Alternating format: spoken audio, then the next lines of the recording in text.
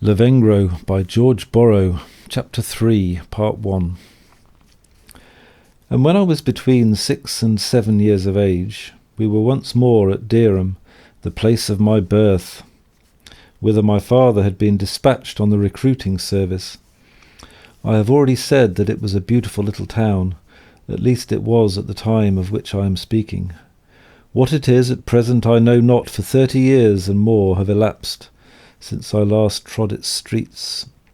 It will scarcely have improved, for how could it be better than it was?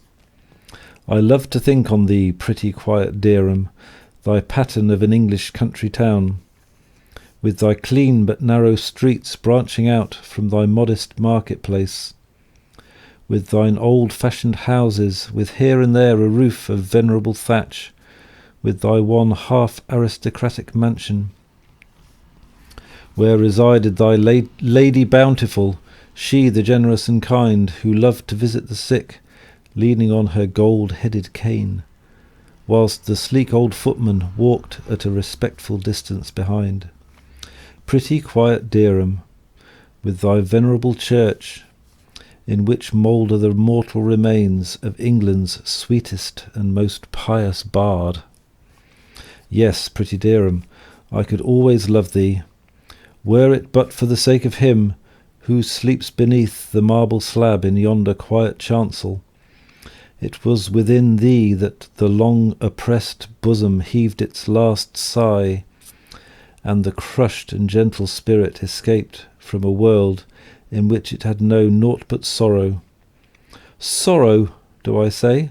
How faint a word to express the misery of that bruised reed, misery so dark that a blind worm like myself is occasionally tempted to exclaim, better had the world never been created than that one so kind, so harmless, and so mild should have undergone such intolerable woe. But it is over now, for there is an end of joy. As there is an end of joy, so has affliction its termination. Doubtless the All-Wise did not afflict him without a cause. Who knows? But within that unhappy frame lurked vicious seeds, which the sunbeams of joy and prosperity might have called into life and vigour. Perhaps the withering blasts of misery nipped that which otherwise might have terminated in fruit noxious and lamentable. But peace to the unhappy one. He is gone to his rest. The death-like face is no longer occasionally seen timidly and mournfully looking for a moment through the window-pane upon thy market-place, quiet and pretty Dereham. The hind in thy neighbourhood no longer at evening fall views and starts as he views the dark lathy figure moving beneath the hazels and alders of shadowy lanes, or by the side of murmuring trout streams, and no longer at early dawn does the sexton of the old church reverently doff his hat as, supported by some kind friend, the death-stricken creature totters along the church path to that mouldering edifice with the low roof, enclosing a spring of sanitary waters, built and devoted to some saint, if the legend over the door be true, by the daughter of an East Anglian king. But to return to my own history, I had now attained the age of 6.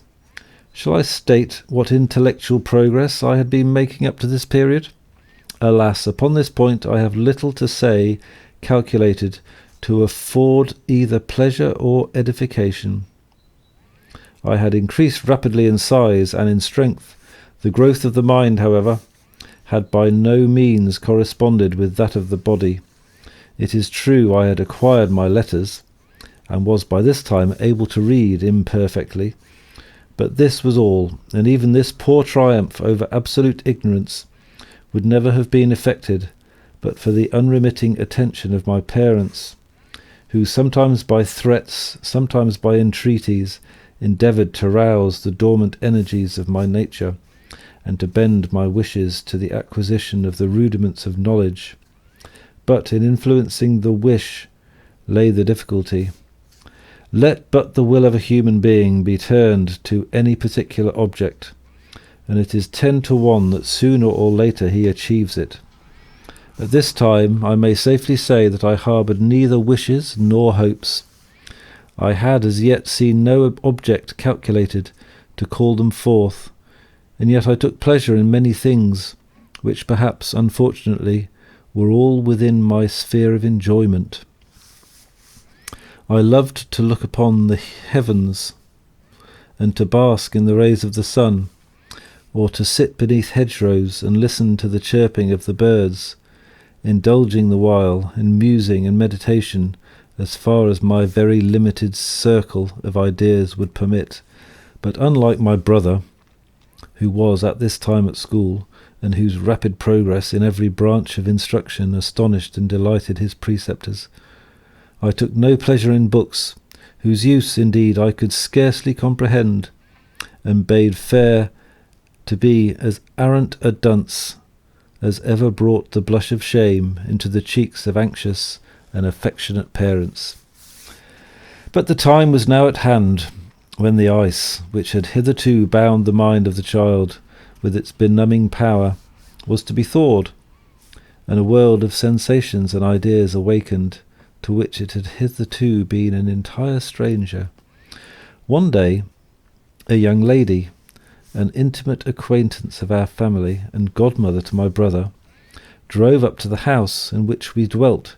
She stayed some time conversing with my mother, and on rising to depart she put down on the table a small packet, exclaiming, "I have brought a little present for each of the boys.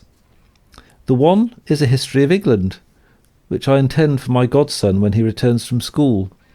The other is," and here she said something which escaped my ear as I sat at some distance moping in a corner, "I intend it for the youngster yonder," pointing to myself. She then departed, and my mother going out shortly after, I was left alone. I remember for some time sitting motionless in my corner, with my eyes bent upon the ground. At last I lifted my head and looked upon the packet that lay on the table. All at once a strange sensation came over me, such as I had never experienced before, a singular blending of curiosity, awe, and pleasure, the remembrance of which, even at this distant time, produces a remarkable effect upon my nervous system. What strange things are the nerves! I mean those more secret and mysterious ones, in which I have some notion that the mind or soul, call it what you will, has its habitation. How they occasionally tingle and vibrate before any coming event closely connected with the future weal or woe of the human being.